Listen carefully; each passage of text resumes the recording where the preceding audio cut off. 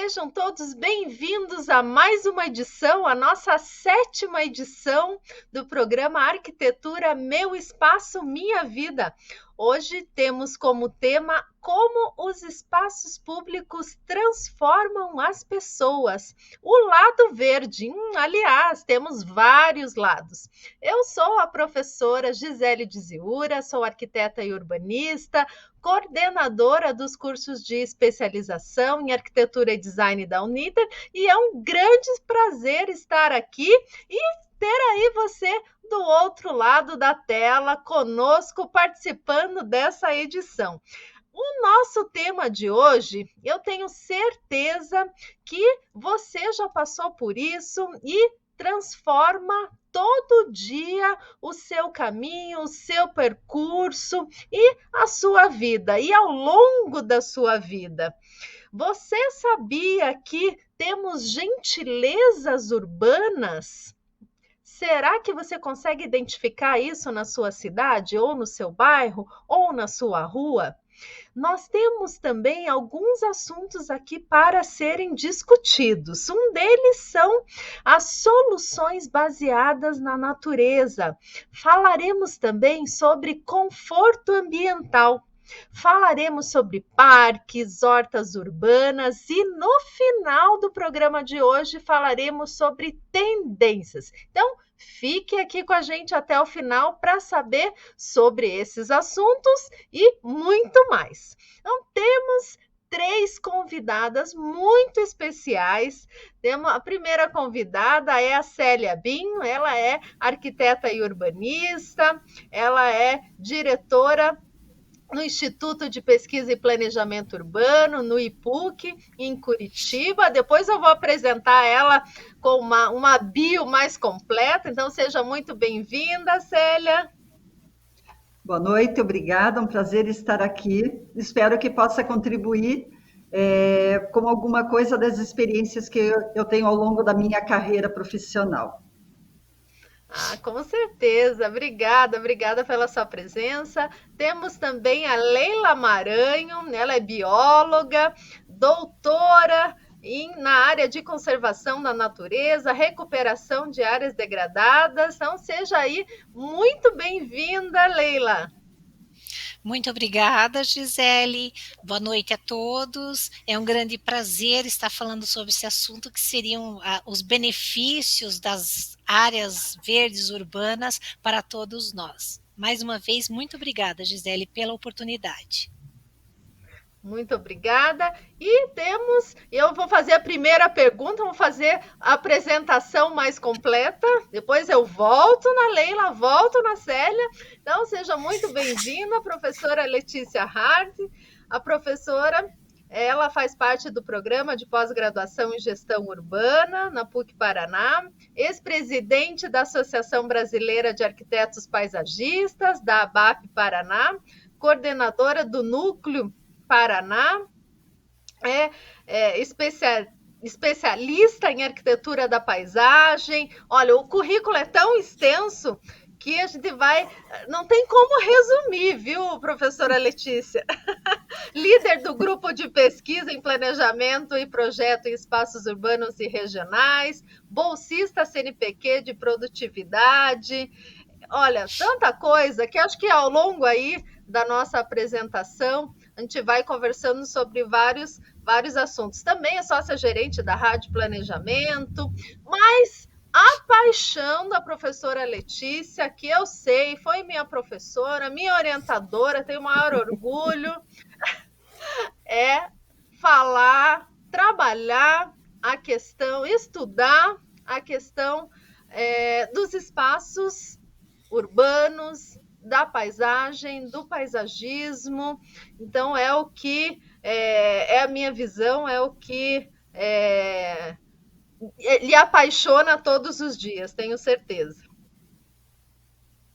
Com certeza, Gisele, é uma paixão realmente que eu compartilho com você e sei também com as minhas colegas, e eu não posso deixar de aproveitar essa oportunidade para agradecer o convite para estar aqui, para a gente debater um tema que é tão importante para as nossas cidades. especialmente no Brasil.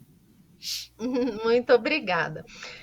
Professora que é professora dos nossos cursos, inclusive na pós-graduação da arquitetura da Uninter, eu vou começar com uma pergunta.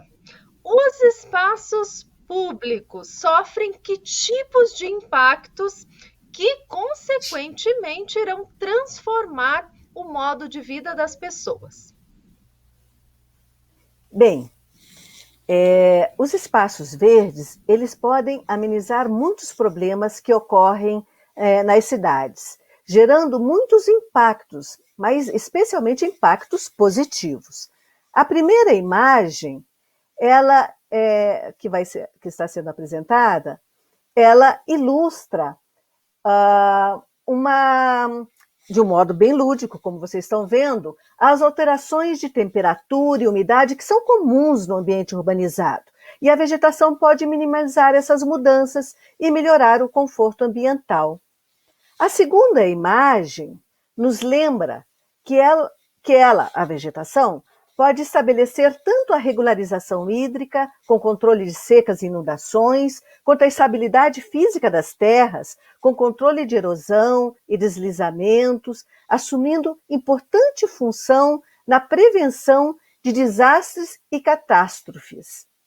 A imagem seguinte serve para indicar que ela também diminui a poluição atmosférica, hídrica, sonora, dentre várias outras, o que reflete na segurança coletiva da sociedade. Em termos de meio biológico, com a progressiva diminuição de áreas verdes no meio urbano, como mostrado na próxima imagem, há uma perda de biodiversidade e consequente eliminação de habitats de alguns animais nativos, que são predadores de outros animais que são vetores de doenças. Por isso, a vegetação ainda colabora num processo de controle sanitário. Pela imagem a seguir, apontamos que há muita poluição nas cidades, notadamente nas brasileiras, mas os elementos vegetais podem contrapor essa situação, contribuindo para o conforto ambiental, visual. Ambiental também, com certeza. A próxima imagem é voltada à ideia de que a cobertura vegetal pode apoiar a infraestrutura de saneamento ambiental, com a proteção de mananciais e fundos de vale, além da adoção de soluções urbanísticas, como biovaletas, por exemplo, para a melhoria da drenagem urbana. Apesar da concentração urbana nas urbes contemporâneas, cada vez as relações sociais são menos intensas, como mostra a imagem a seguir. As pessoas estão isoladas, inclusive, hoje em dia, em função dos tempos de pandemia. Mas, tradicionalmente, as pessoas tendem a esse isolamento social. Então, vale recordar que os espaços verdes públicos são, por excelência, locais de encontro e podem, em muitos casos, propiciar a educação ambiental, suprindo várias demandas dos cidadãos. Também na área de saúde, com referência à próxima imagem, é comprovado o fato de que a vegetação tem ações antimicrobianas e que reduz o estresse, promovendo o bem-estar das pessoas. Com vistas à minimização da competição predatória econômica, ilustrada na imagem seguinte, o tratamento paisagístico com componentes vegetais valoriza imóveis e atividades, como o turismo, por exemplo, inclusive induzindo a melhoria de renda, como no caso das fazendas urbanas e hortas comunitárias, criando um amplo escopo aí de conscientização individual e coletiva. Poderíamos comentar muito mais impactos positivos dos espaços verdes públicos, mas eu vou passar a palavra aí à nossa apresentadora para conduzir os trabalhos. Eu quero fazer um gancho com o que a professora falou com relação à fauna e à flora. E temos convidada, a professora Leila Maranhão, né, uma bióloga. Aliás, nós temos aqui uma característica do programa, que é convidar vários profissionais de diferentes áreas. Então, eu convido a Leila Maranhão, professora, também professora dos nossos cursos de pós-graduação. Ela é bióloga, mestre em ciências biológicas, com ênfase em botânica, e doutora em engenharia florestal, com ênfase em conservação da natureza. Ela atua na área da conservação da natureza, recuperação de áreas degradadas, projetos de revegetação, restauração e reabilitação ambiental aplicadas ao solo e à água, com foco em soluções baseadas na natureza. Esse tema é fantástico. Então, professora Leila, eu quero que você fale um pouco sobre a questão da flora e da fauna, dos meios biológicos de uma maneira geral, e como esse meio pode transformar a vida das pessoas. Sim, Gisele, as áreas verdes urbanas, elas são super importantes para a conservação e manutenção da biodiversidade. Como a professora Letícia abordou, além de conservar os animais que podem, por exemplo, serem predadores de alguns animais que podem trazer alguns impactos para a nossa saúde, essa flora, ela bem protegida, se utilizando especialmente de espécies nativas, nós vamos ter a conservação, por exemplo, de uma flora nativa. Conservação da flora, da biodiversidade, e quando nós estamos falando da biodiversidade, nós estamos falando dos seres fauna e flora, tanto no número de espécies, quanto a abundância desses organismos de uma população. Por exemplo, uma área verde urbana, ela servirá de abrigo, habitat, para inúmeros animais. Então, nós temos como exemplo aí nos espaços verdes a presença de pássaros que estão associados à vegetação urbana, e esses pássaros nessas áreas verdes, como a professora Letícia abordou, eles acabam sendo assim fontes para as pessoas que fazem observação, que gostam de observar animais, a fauna. Nós temos inúmeros insetos que utilizarão essa vegetação como um habitat. Por exemplo, nós temos hoje cada vez mais difundido o caso das abelhas nativas sem ferrão, que são aquelas abelhinhas nativas que se beneficiam então dessas plantas que estão presentes nesses espaços urbanos e fazem o mel e com isso fazem polinização das nossas florestas, das nossas plantas nativas. Até mesmo em alguns espaços urbanos nós encontramos a presença de macacos. Então vejo tanto que é importante nós fazermos a manutenção de uma vegetação. Eu gosto sempre de frisar que cada vez mais nós temos que ir numa tendência de conservar a vegetação nativa.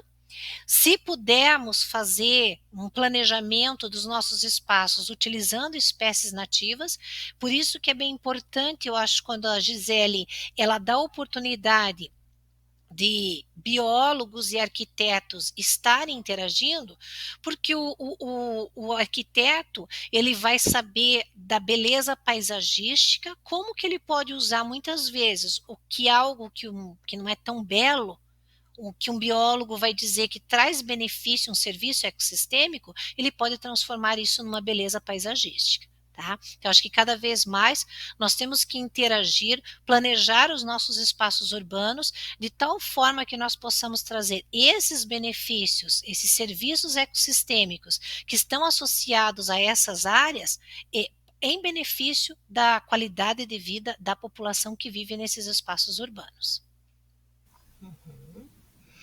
Obrigada. E por falar em benefícios, tem um projeto que já está, é um projeto que está em realização, mas está em atuação, já em execução, que foi em nome aí do IPUC. Então eu vou chamar agora a Célia para explicar um pouco mais para nós sobre esse projeto. A Célia, então, ela é arquiteta e urbanista, tem especialização em gestão técnica do meio urbano, no GTU, metodologia do ensino superior e tecnologias de ensino, gestão para resultados no setor público, administração pública, ciências sociais, MBA em gestão, educação e planejamento ambiental, participou de treinamento através de estágio no governo da província de Nara, no Japão. Trabalha, então, no Instituto de Pesquisa e Planejamento Urbano, é diretora trabalha no IPUC desde 1987, assumiu, então, a função de diretora de planejamento, diretora de implantação e, atualmente, diretora de projetos. Atua na área de projetos. E dentre os projetos que desenvolveu, os mais conhecidos são a Rua 24 Horas, o Jardim Botânico, junto com o arquiteto Abrão Assad. Então, seja muito bem-vinda, Célia, e eu gostaria que você falasse sobre algum dos benefícios, então nós já falamos alguns aqui, né, como esses espaços, então, transformam a vida das pessoas, e eu queria que você falasse sobre um projeto que você trouxe para a gente.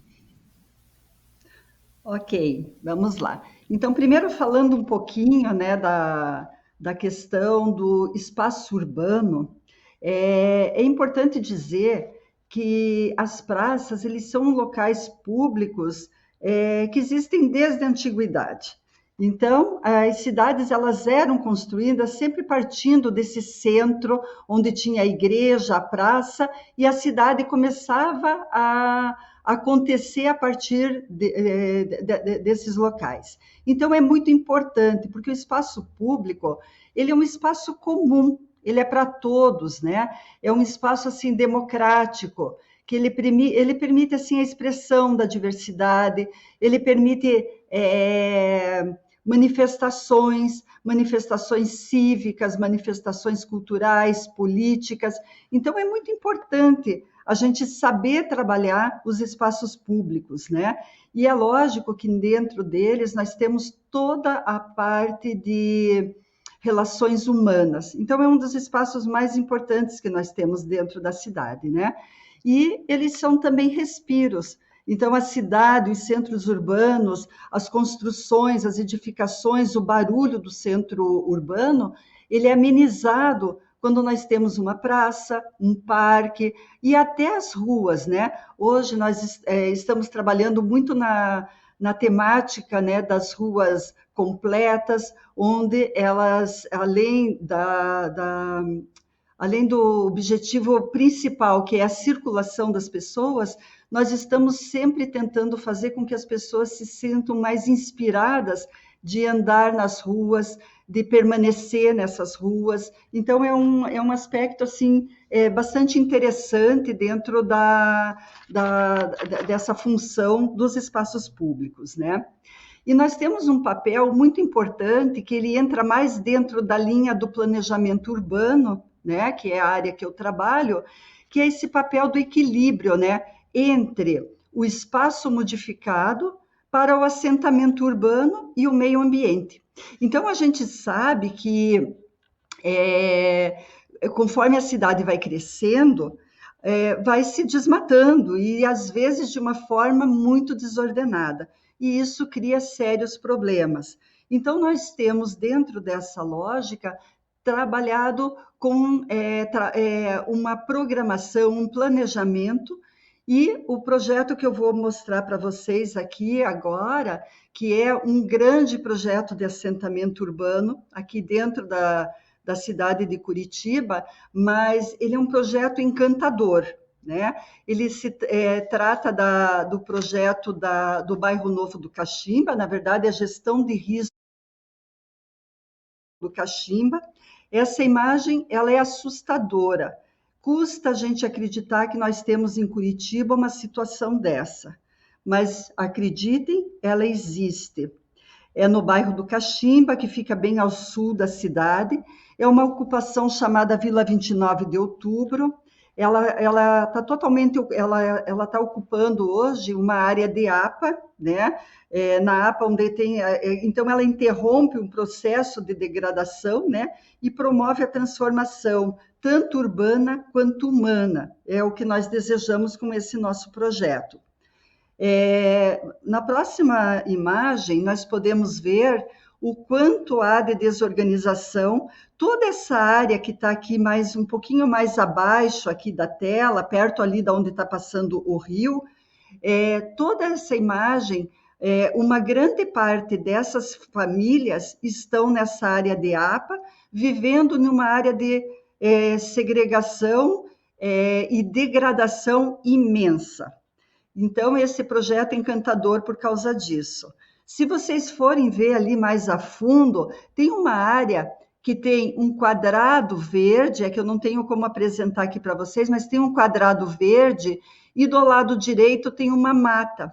Essa área, ela tem 3 nascentes. Então, eu quero mostrar alguns desenhos de como ficou essa área depois do nosso projeto, para que a gente possa ver o respeito que nós tivemos na hora de fazer a relocação das famílias com relação à questão do meio ambiente. Então, nessa foto, se nós olharmos à esquerda, a última linha azul clara que nós temos é o rio que vocês puderam ver na foto. E toda essa área, são 200 metros que nós temos dessa área que forma o anel sanitário, ele estava totalmente tomado por edificações. Então, imagine o prejuízo ambiental que isso não representa. Então, essa parte aqui embaixo, onde tem esse maciço de vegetação, é um corredor ecológico, é uma faixa de 50 metros, né, de proteção ambiental permanente, né, e é onde ela tem o refúgio dos bugios. Então, dentro da fala da professora Leila, né, que falou da importância da mata para que a gente possa preservar os animais, a fauna e a flora, né? Então, ela é uma área original dos bugios aqui dentro da cidade de Curitiba. Então, vocês podem ver... Pode voltar um pouquinho, por favor? Vocês podem ver por essa imagem que, onde estavam as famílias, nós fizemos as bacias de contenção de cheias, e essa margem que temos entre essas bacias de contenção e as moradias propriamente ditas, nós temos algumas áreas de parque em forma de leques. São 3 praças que nós criamos. Então, essas praças, elas já têm todo um tratamento diferenciado, e nas áreas, então, mais ao fundo, é a área onde nós temos as moradias. Essa parte mais da frente, ela é uma parte nova, onde nós vamos ter uma área de comércio mais forte. A parte depois que vem em seguida, ela tem uma certa desorganização nas edificações, porque ela está obedecendo exatamente a posição como as casas estão hoje. Então, são algumas das residências que vão permanecer. E a parte mais a fundo é a parte nova do projeto. E se vocês verem aquela área verde central, é aquela que eu tinha falado quando eu mostrei aquela foto aérea, é onde tem as 3 nascentes. Então, a gente conseguiu fazer a relocação de todas as famílias, não vão ser retiradas nenhuma do local, todas elas vão ser relocadas, e nós estamos, então, resgatando totalmente a área de vegetação, a área de fundos de vale, a área de nascentes de rio, todos os elementos naturais que existem hoje e que estão deteriorados, eles vão ser todos reativados com uma nova função. Aqui é um exemplo, então, de uma daquelas praças, né? Aqui não sei se dá para ver muito bem, mas ela forma essa parte onde nós temos esse tratamento de calçada, ela forma, ela tem um dique. Então, ela é uma área mais alta, e na crista desse dique, nós vamos fazer pista de caminhada, pista para bicicleta, e também áreas de atividades de exercícios físicos e esse tipo de coisa. Uma coisa bem interessante que vai acontecer dentro desse projeto, esse daqui é um plantio de flores. Então, é uma coisa inédita aqui na cidade, mas nós estamos tentando fomentar um pouco a questão econômica dessas famílias que são muito pobres. E a venda de flores vai ser uma das atividades que nós vamos ter.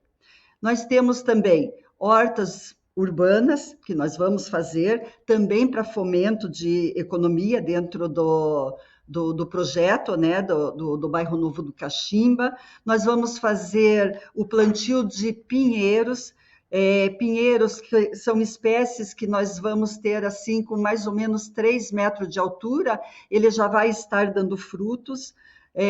Nós vamos ter parte de pomar, tudo isso voltado para a economia dessas famílias. Então, de novo, nós nos utilizando das áreas verdes, das áreas livres, das áreas que são possíveis fazer alguma atividade relacionada com plantio. Então, conciliando todas essas áreas conciliando as áreas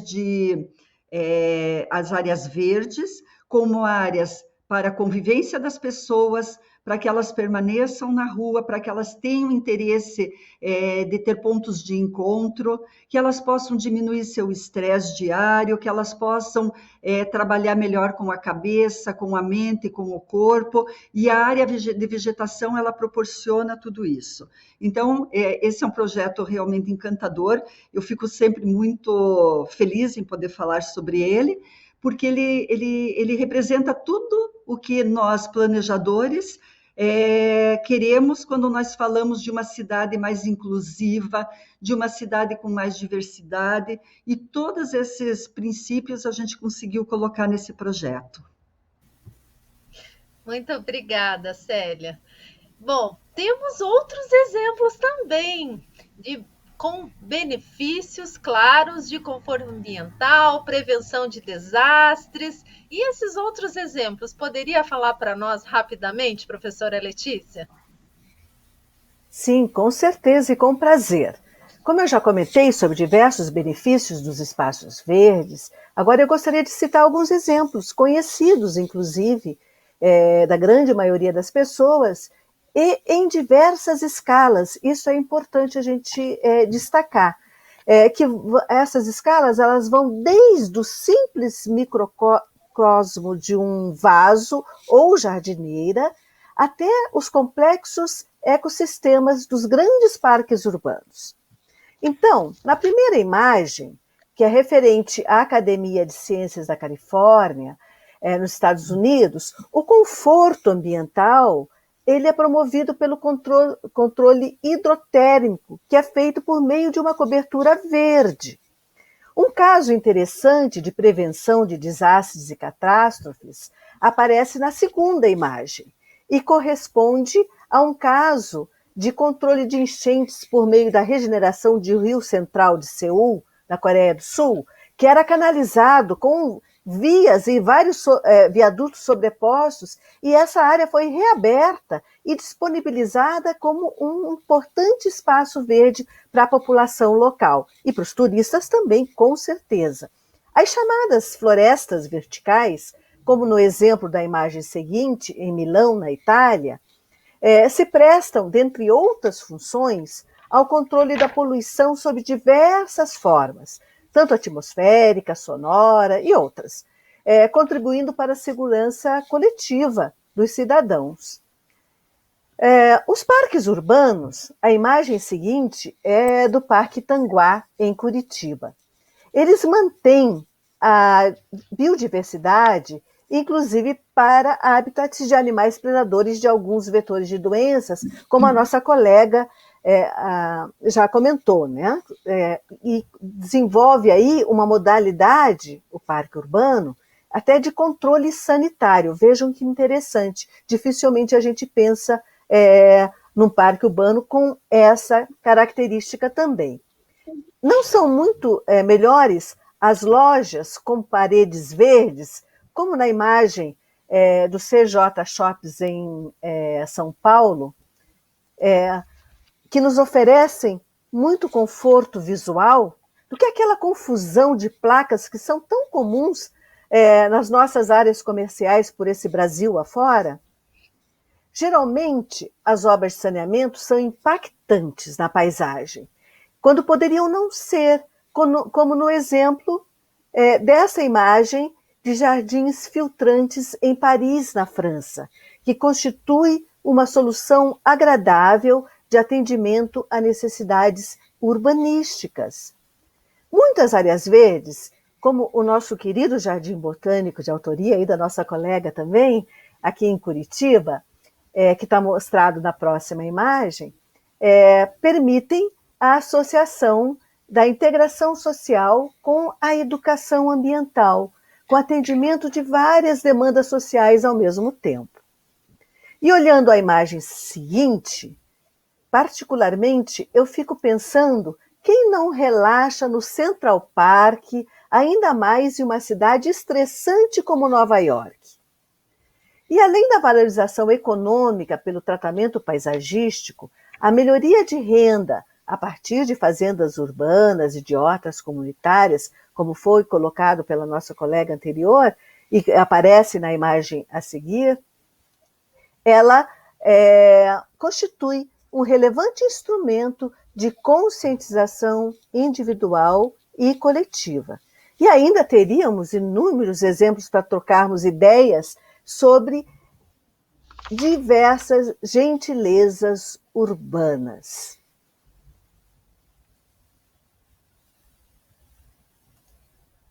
Em gentilezas urbanas, e já caminhando para o final do nosso programa, eu gostaria de convidar novamente a Célia para falar rapidamente, sobre um projeto de gentileza urbana. Você que ficou até agora curioso para saber o que é uma gentileza urbana. Célia, com você. Bom, gentileza urbana é um termo criado pelo nosso Jaime Lerner, né? Ele sempre falava que a cidade, às vezes, ela precisa de pequenas coisas para que ela seja muito melhor. E nós acreditamos nisso também e estamos trabalhando bastante nessas questões, né, de gentileza, de pequenas coisas que possam trazer um benefício muito grande para a cidade. Nós estamos desenvolvendo um projeto que também é muito interessante, que é no entorno do nosso mercado municipal. Então, para quem assim não é da cidade, o mercado municipal é aquela edificação que está lá fundo, que tem uma parede colorida. Nós temos nesse local o mercado municipal, temos a nossa rodoviária, temos nessa rua que está aparecendo, que é a Rua 7 de Setembro, nós temos muitas lojas de venda de produtos a granel. Então, é um movimento imenso que nós temos nesse entorno. E ele é muito árido. Então, nós estamos fazendo uma proposta de trabalhar com a arborização para que a gente possa usufruir de todos os benefícios que já foram falados pela professora Letícia, pela professora Leila. Então, de todos aqueles benefícios que a arborização ela cria dentro de um espaço urbano. Essa daqui é uma imagem em frente do mercado, onde nós estamos alargando as calçadas, nós estamos fazendo com que o pedestre seja realmente o mais importante. Nós estamos, então, trabalhando com um deck, onde nós vamos ter cafés, onde nós vamos poder ter com que as pessoas tenham esse ambiente como um ponto de encontro. Nós temos todo o mobiliário urbano para que as pessoas realmente se sintam à vontade e tenham interesse, que elas se sintam convidadas a participar desses espaços públicos. Essa é uma área que hoje, para quem conhece, ela tem muitos moradores de rua. Então, nós estamos, junto com o projeto de infraestrutura, nós estamos criando um projeto social de trabalhar com todas essas pessoas, de ver de que forma que nós podemos incluí-las dentro desse projeto, que também, ao meu ver, é muito interessante, né? Um projeto que vai realmente mexer com a cidade, com todo esse local. Então, nós estamos trabalhando com essas pessoas para que elas não sejam simplesmente retiradas desse local, mas que elas façam parte de alguma forma.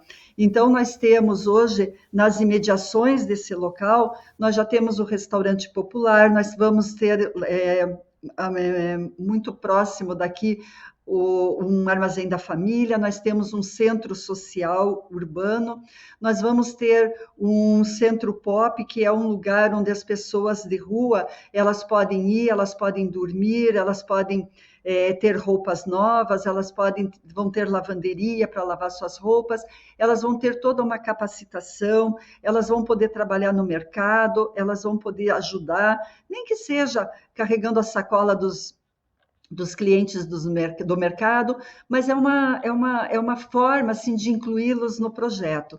Então, de novo, ele entra como um projeto urbano, mas ele tem um foco e um viés muito forte no social, e eu acho que quando a gente consegue conectar tudo isso, quando nós conseguimos fazer um projeto completo com todos esses entes que, de alguma forma, compõem a cidade, eu quase diria que é um projeto perfeito. Então, é um projeto que também nós estamos muito motivados e esperamos que, num período muito breve, a gente já consiga começar as obras para que isso possa acontecer rápido na cidade.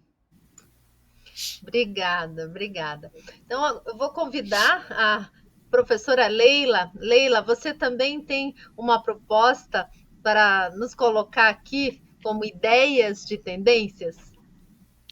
Sim, Gisele, eu vou colocar aqui algo que eu venho estudando há algum tempo, não chamava dessa forma, nessa denominação, mas que eu venho notando que isso se tornou uma tendência, principalmente nas últimas 2 décadas, de 2000 para cá, se tornou uma tendência mundial, e agora ela está se difundindo aqui no Brasil, e eu digo assim para você, estou lutando, participo de grupos para tentar difundir as chamadas soluções baseadas na natureza, tá? Então nós fazemos várias coisas, como por exemplo, a Letícia citou as áreas e espaços verdes para amenizar os efeitos das ilhas de calor.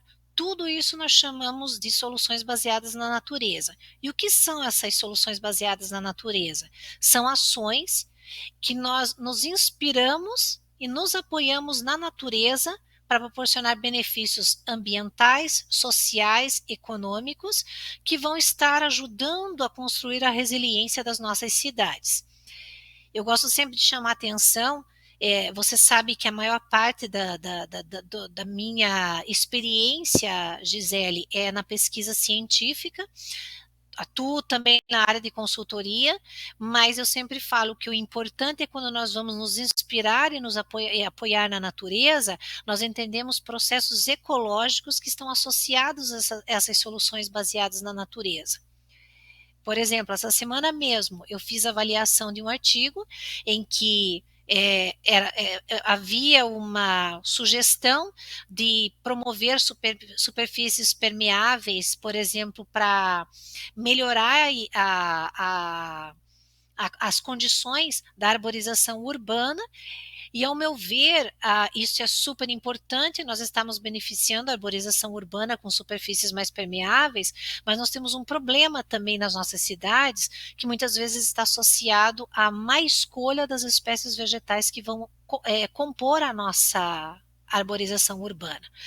As espécies vegetais, por exemplo, elas têm condições morfofisiológicas, por exemplo, uma planta que a condição natural dela é crescer numa floresta. E ela vai apresentar uma base de raízes para sustentar esse corpo, por exemplo, numa ventania, uma intempérie que você tiver nessa floresta.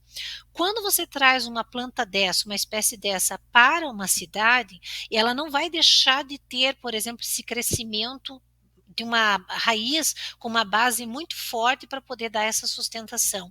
Então, eu sempre digo, além de nós pensarmos de usar esses pavimentos que sejam mais permeáveis, nós também temos que pensar na escolha das espécies vegetais que são usadas para constituir, então, a nossa arborização urbana.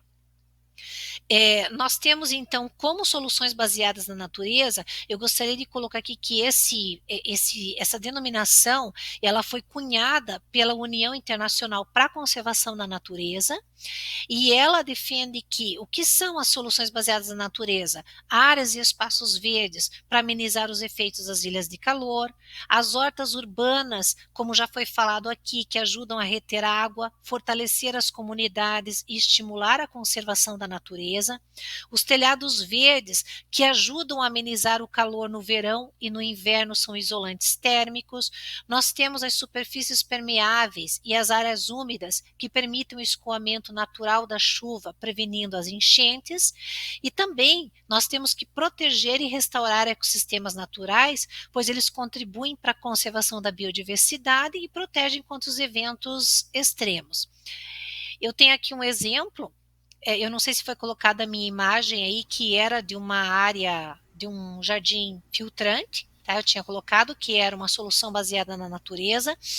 Dentro de uma unidade de conservação de Curitiba, um Parque Municipal Lago Azul, onde nós temos uma área natural, que é uma área de banhado.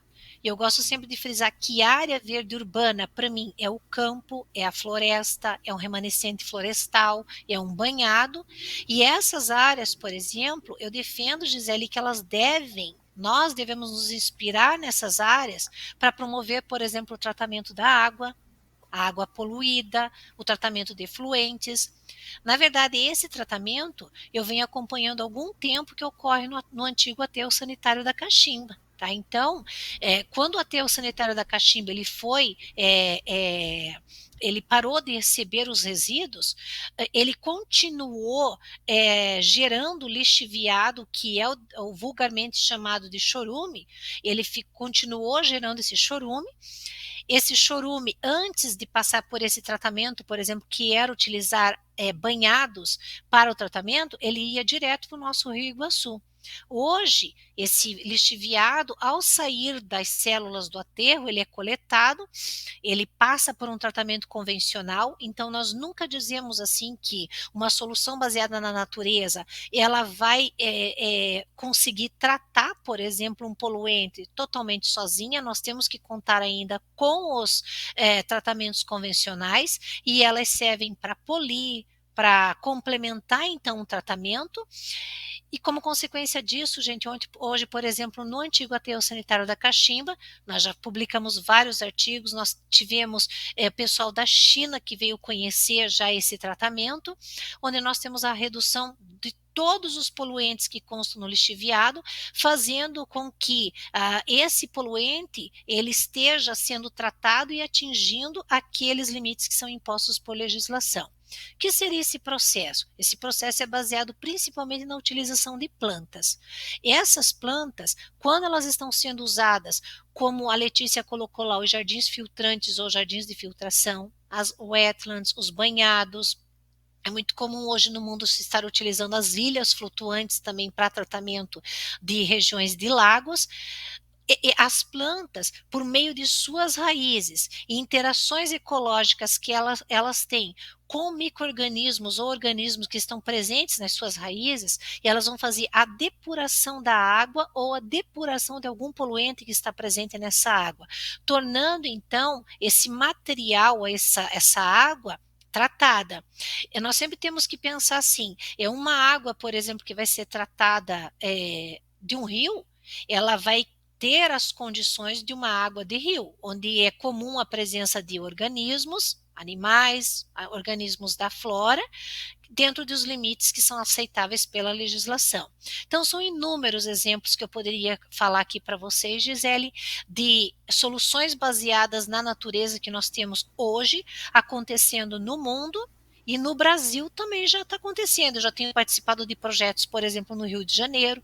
A Orla de Piratininga, no Rio de Janeiro, tem um projeto para tratamento da água dos rios que caem dentro da Orla de Piratininga, utilizando jardins filtrantes. Tá?